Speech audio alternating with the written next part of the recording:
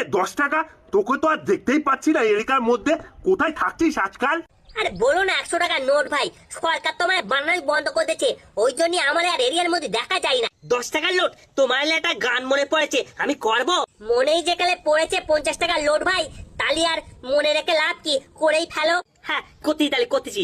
কতদিন দেখিনি তোমার ওই মুখ, দেখে যে মনে পড়ে যায়।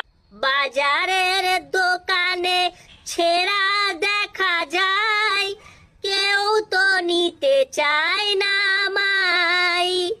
এদিকে ওদিকে ফেবিকুইক দিয়ে জুড়ে চালানোর কাস্টমার চেষ্টা করে ভাই।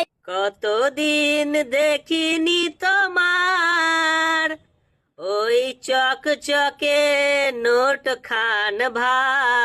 বাবা বাবা বাবা, খুব ভালো খুব ভালো। আমার তো মনে হচ্ছে আমি যেন ইন্ডিয়ান আইডলে চলে এসেছি। কি সুন্দর না গানের তোমাদের গলা, ও হো হো হো, কি সুন্দর না গান করতেছো দুজন মিলে। আরে মহল তো জমে গেছে। এই একটু বিয়ার লে আসবো না একটু হালকা করে রাম লে আসবো বলে দিদি? বাবা প্রশংসা করারও কিরকম ট্যালেন্ট লাগে দেখতেছো। 100 টাকার নোট ভাই সেইখানে আমাদের দেখতে চলে গেল। কি সুন্দর না, প্রশংসা করার একটা ট্যালেন্ট রয়েছে আমাদের 100 টাকার নোট ভাইয়ের মধ্যে। তাহলে 50 টাকার লোড ভাই আর 100 টাকার লোড ভাই, তাহলে আমি এখন যাই। কারণ আমার একটা বাবু আগের থেকে বুকিং করে রেখে দিয়েছে, তার মানি ব্যাগের ভিতরে আমার সুন্দরভাবে গুছকে রেখে দেবে বলে। ওই জন্যই আজকাল আমি আর দেখা যাচ্ছি না মার্কেটে।